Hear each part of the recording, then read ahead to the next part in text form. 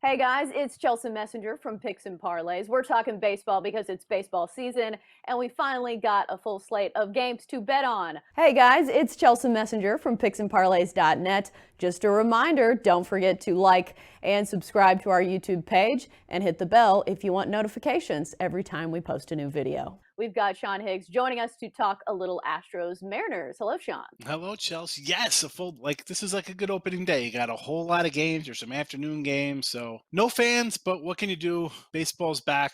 Pro sports has finally come, and we get to do our videos and give out some winners and put money in our pockets. You didn't sound that enthused.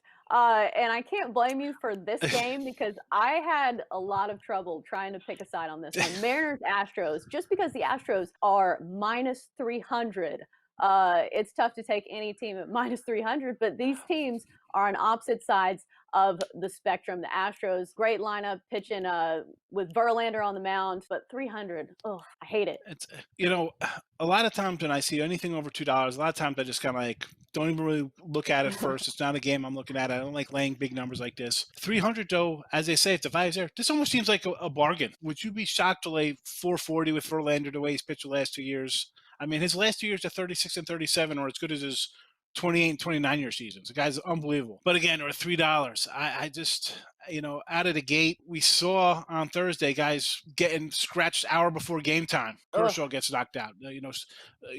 Soto tested positive. So I mean, you get locked into these numbers, you just can't do it. Listen, Astros 18-1 versus these guys last year, so it's deserved. I mean, the lineup power up and down the lineup. Yes, no doubt about it. And I wanted to take Seattle. I'm like, you know what? Everybody's going to be on Houston. Everybody, they want to throw, let's hit all the Houston batters. They're cheaters. I think Houston's going to be a little pissed off. They're going to come out something to prove. And listen, Right. I mean, Marco Gonzalez, 0-4 last year versus, lifetime 0-4, 7+ ERA. Last year, 0-2 with a 5.50 ERA. The Seattle lineup, youngsters all over the place. I mean, Verlander looks like, not that I'm saying he's a steroid guy, but man, his last 2 years, as I mentioned, as good as his two best years ever, a decade ago almost. Right. It And seems we got like Dusty Baker. pitchers go to the Astros and just find the fountain of youth. We saw it with Garrett Cole, Wade Miley.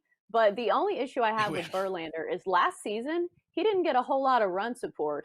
Run The support, yeah. Astros were big favorites in a lot of these games, and sometimes they didn't cover the run line just because the Astros didn't give him run support. He had 3 wins and 2 no decisions against the Mariners last season, which scares me a little bit. But as you mentioned, it's Marco Hernandez on the mound for the Mariners, and the Astros. Oh, their lineup's tough. It's a short porch in left field. It's tough. I would say take the Astros on the run line if you get some kind of value, I suppose. Yeah, I see like between 135 and 145 on our online here. And if you're going to play it, that's the way I'd go.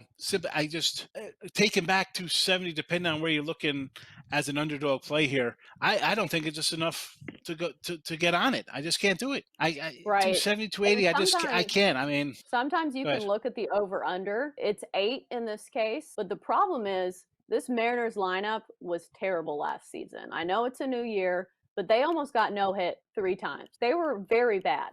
Very bad. So for that reason, I'm staying away from the total. Just because it's a hitter-friendly park, but I just like the Astros too much here. I'm with you.